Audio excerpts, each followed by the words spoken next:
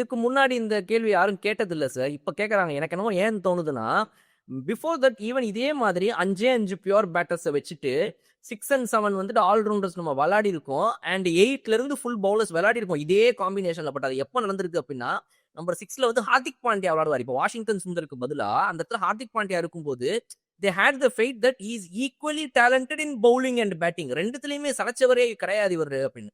So ஒரு south ஆப்பிரிக்கால jack Kallis இருந்த டைம்ல வந்து அவர் நம்பர் 3ல வாடுவார். அவர் பவுலரா அப்படின்னு நமக்கு தெரியும். அப்படி பவுலிங் போடுவார் அவர். ஸோ அந்த மாதிரி கபில் தேவ் மாதிரி ஒரு ஸ்டைல்ல ஹார்திக் பாண்டியா இருந்தப்ப there was not problem sir. அவரை போன்ற ஒருத்தர் வந்து நம்ம ஓடிஐ சைட்ல மிஸ் ஆகுறது வந்து ஒரு பெரிய இம்பேலன்ஸ் ரைட்டா கிரியேட் பண்ணுதும் எனக்கு தோணுது sir. What to you see? ஆமா, இது ஏன்னா என்ன பொறுத்தவரைக்கும் ஹர்திக் பாண்டியா டெஸ்ட்ல மட்டும் இருக்கிறது. மீது 2 ஃபார்மேட்ல கண்டிப்பா ஹர்திக் பாண்டியா ஆகுது. அவர் வந்து ஆஃப்கோர்ஸ் இன்ஜினியர்னு வாங்க கேட்டா நான் சொல்றேன், இதெல்லாம் விட்டுருங்க பாஸ். பிரசன்ஸ் ஆஃப் மைண்ட்னு ஒன்று இருக்குல்ல, மூளை யூஸ் பண்ண அந்த பாயிண்ட். நான் நீங்க கேபிஎன் சார் மாதிரி வந்துட்டு அந்த பாயிண்ட். இப்போ நேத்தி ஃபார் எக்ஸாம்பிள் இந்த இவர் ஆடுறாருல நம்ம யான்சன் யான்சன் வந்து நான் இன்னைக்கு சொல்ல உங்களுக்கு வேர்ல்ட் கப்லன்னு சொல்லிட்டு இருக்கேன். இந்த போன வேர்ல்ட் கப்லன்னு சொல்லிட்டு இருக்கேன்.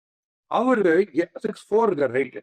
ஸோ மீதி பேருக்கு எதெல்லாம் ஷார்ட் அப்ல இருந்தோ அவர் வந்து கிட்டத்தட்ட ஓவர் பிச் மாதிரி காலை ஃப்ரண்ட்ல வச்சாருனா.